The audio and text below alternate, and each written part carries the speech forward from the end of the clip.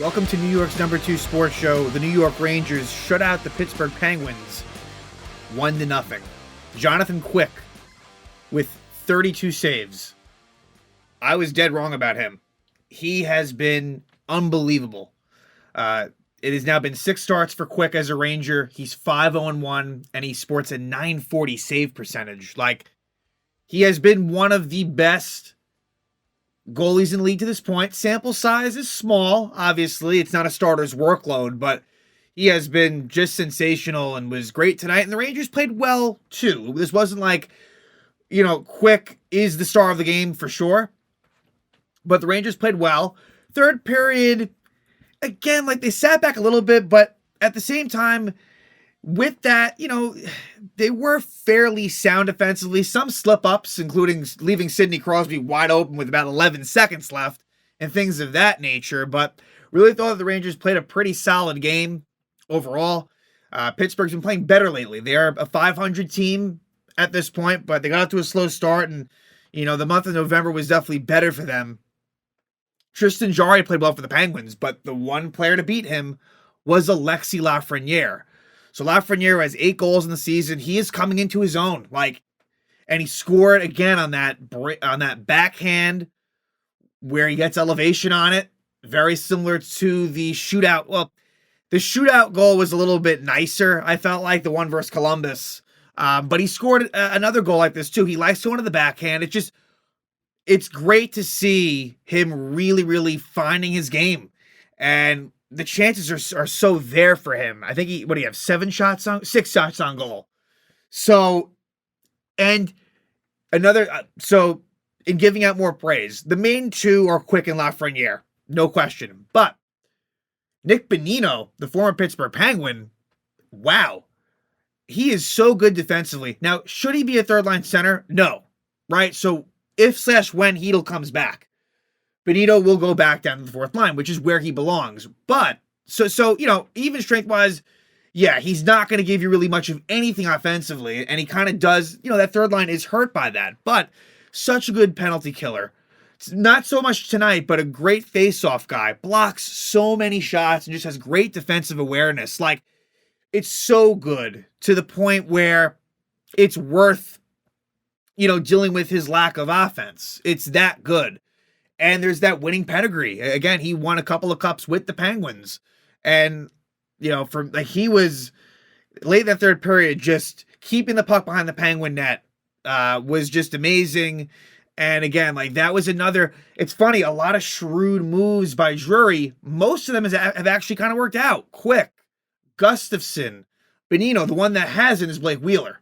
That one has not worked out. But in terms of those July 1st free agent pickups, they have mostly worked out very much better than I would have ever thought. And even then, I thought, okay, look, these are very cost-effective moves, so there's not much risk to them. And they've even really collectively worked out better than I would have thought.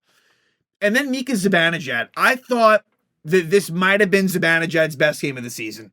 Now, he gets the 1 assist on the Lafrenière goal, right? So there's that. But just beyond that, just was very involved offensively, made a lot of smart plays defensively. Again, it's not going to show up on the stat sheet, although, again, the only other person that had a point in this game was Lafrenière, so Mika is a standout in that way. But I just thought that he was in the positionally right, his making good decisions, just quicker on the rush, making good plays. Hopefully this can get him going in the right direction. But I think Mika definitely deserves a lot of praise for this game. In terms of some of there weren't too many negatives. Rangers took a lot of penalties, which didn't help them, especially in the third, where Blake Wheeler takes a fucking penalty again. For me, Blake Wheeler, I would move him down. If you're going to stick with Kreider Zibanejad, which all indications are that they will, and I am open to, if you want to switch that up, but I digress. As much as Kakko has not been good, I would still rather go Kakko instead of Wheeler, because with Bonino as the third line center, I kind of feel bad for Kakko. There's nothing for him to do there. Now, if Hedl was there, different situation. Then I'm more okay with Wheeler being with Zibanejad and letting Hedl play with Kakko. Totally fine there. But for now, I would definitely demote Wheeler for sure. So he took a penalty. Jacob Trouba, he also had a delay game in the third. I thought Trouba's game wasn't the best. Had some bad turnovers. He wasn't horrible by any means, but I think Trouba's certainly seen better games, and Pittsburgh was on him. I mean, the Pittsburgh fans don't like Jacob Trouba, dating back to the 2022 first round series versus the Penguins. And then Barclay Goodrow had a hooking penalty. And for Goodrow, again, he continues to frustrate me. The one thing I'll say was that he was involved with Bonino on that last shift, doing a good job kind of keeping it in the Penguin zone. But Goodrow, again, been taking penalties. I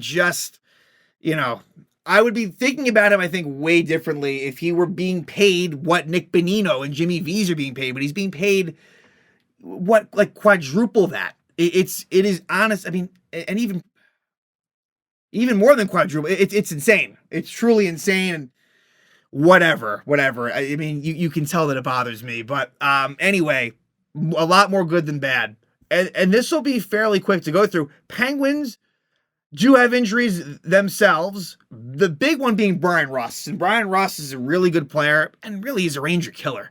He has done such good work versus the Rangers. So, you still have Crosby, you still have Malkin, Letang, Gensel, like a lot of good players still in this Penguin lineup. And Jari played well, but the Rangers are able to come away from this with a 1-0 win, and they score 5 minutes and 10 seconds into the game. Lafrenière, his 8th goal of the season from Zibanejad. So for Lafrenière, if he can somehow get 30 goals a season, that would be awesome. Now look, he's on pace for way more than that. He's on pace for more than that. A lot more than that. So that's the only reason why I'm saying the 30 number, right? Like, personally, and I'm being pessimistic with this answer, I don't know if he will get there. Like, that's not easy to do. Again, the reason why I'm using that number is I believe he is on pace for probably close to 40.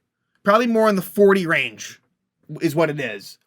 And I just love how he's playing, where the hard work that he's showing, he's getting the results as well, right? It doesn't always happen where you do the right things and you're not rewarded for it. Lafrenière is. So he goes in all alone, kind of a mini breakaway, goes backhand, and scores past Jari to give the Rangers a 1-0 lead. First period continues, and the Rangers take a couple of penalties, and the Ranger penalty kill was great. The Ranger penalty kill killed off all 5 Penguin power plays. That's a big factor in this game. So Miller hooks Zahorna at 13:28. Rangers kill it off. Lafrenière hooks Pettersson at 16:07. Rangers kill that off. So the Rangers have a 1-0 lead into 1. Thought the Penguins had the early jump, and then the Lafrenière goal kind of turned the tide, and I thought the Rangers were better, although, again, they had to kill off those penalties. So, shots 15-9 Rangers, maybe a little misleading. I thought the Penguins had some of their best chances in the first. And in fact, in the first was where there was a disallowed goal. So finally, something goes the Rangers' way. And it ended up being a disallowed goal, not in the way I thought it would be, because what happens is Jonathan Quick loses his glove, which you don't see too much from goalies. It goes into the corner, and they end up scoring. Now, that's like a dangerous situation. I thought that they maybe blow that dead. They didn't, but luckily, the Penguins were offside. Laviolette challenges it, and it goes the Rangers' way. They overturn it. So I'm thinking all right, they're going to try to discuss this, glove situation, and it ends up being that they were just offside. If not for that, that goal would have counted. So that was really big. So the Rangers have a 1-0 lead going to the second. I thought the Rangers, who haven't had the best of second periods lately, I thought this was a pretty good one. They do get a power play. Ludwig interferes with Schneider at 6:36, but the Rangers don't score on the power play. This was a rare night, and it's interesting. Artemi Panarin, who I thought was good. Panarin had a good night tonight, but it's funny. He had that 15-game point streak to start the season. Now 2 straight games at none. So interesting how that can go sometimes. So the Rangers have a 1-0 lead going to the third. And look, the Rangers last game also had a lead going to the third. Difference there was things were kind of trending in the wrong direction, but still, like, this game could have turned very easily. And look, the Penguins had a lot of chances in the third, whether that be power play or even strength. So like I said, Wheeler takes a penalty at 1:55, as he hooks Alex Nylander. And then during that power play, the Rangers draw one themselves as Kreider is slashed by Karlsson, so it's 4-on-4 for a little bit. And no scoring comes of that. Then Trouba takes delay a game penalty at 9 minutes. They kill it off, and then right after that one's over, at 11:10, Goodrow hooks Ryan Graves, and they kill that one too. And then luckily, Blake Wheeler, so hey, give him credit for this, he is stripped by Erik Karlsson at 17-17. So the Rangers get a power play, and that power play was not good. The Penguins had more chances than the Rangers did, and this was 4-on-5. It's not as if the Penguins took the goalie out for the majority of that power play.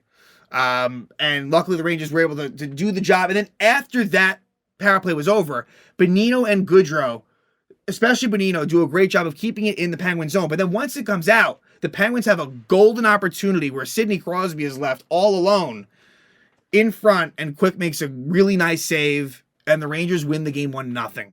They outshoot the Penguins 36-32. Faceoffs were close, which is good because I'm pretty sure the Penguins are number 1 in the league in faceoffs percentage, and the Rangers are 2. So for them to go just about even is fine.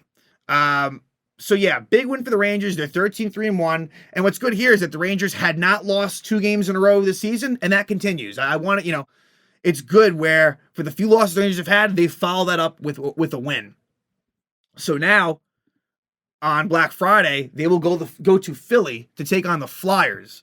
Now, Philly has a record of 8-1. So they've done well this season. They lost tonight to the Islanders. But, under John Tortorella, they're a gritty team. No pun intended with him being their mascot. But this will be interesting. And then the Rangers will take on the Boston Bruins the next day for another afternoon game, this at MSG. So Shesterkin and Quick, I would believe, almost certainly, will split the games. But who will get which game? Now, originally I would have thought for sure Shesterkin gets the Bruins. But now, more so chronologically, I think Igor gets the Flyers and then they just go to Quick for Boston. I think. Again, mainly to do with the fact that Quick, just kind of alternating more than anything else. So that's my prediction. But if you found out that Quick is going versus the Flyers, honestly, that shouldn't be a shock. But that would be the way I would lean, even though I would have always thought Igor versus the Bruins. But with how well Quick is playing, I'll put it this way, you certainly feel very okay with that being what it is. He's been that good. But whatever it is, very good chance, high probability they will split those 2 games. And these will be interesting games. I think there'll be some feistiness to them. Again, the Flyers, look, they are at a point right now where, they are trying to it's early in the season, but they're trying to battle out for one of those last playoff spots. Do I think they'll get there? Probably not. I don't see them as a playoff team, but they've gotten off to a pretty nice start. And then they will play the Bruins in what's going to be really, really interesting. The Bruins at this point are 14-1-3. So that's the crazy thing, is the only team that has really been better than the Rangers, maybe in all of the NHL, certainly the Eastern Conference, is Boston. So you don't want to look ahead, and with Laviolette, I don't think that'll happen. But and hey, the Bruins themselves, they'll take on Detroit Saturday afternoon as well. So both teams are in basically the same exact position. So it'll be an interesting couple of games, but first things first, they will stay in Pennsylvania.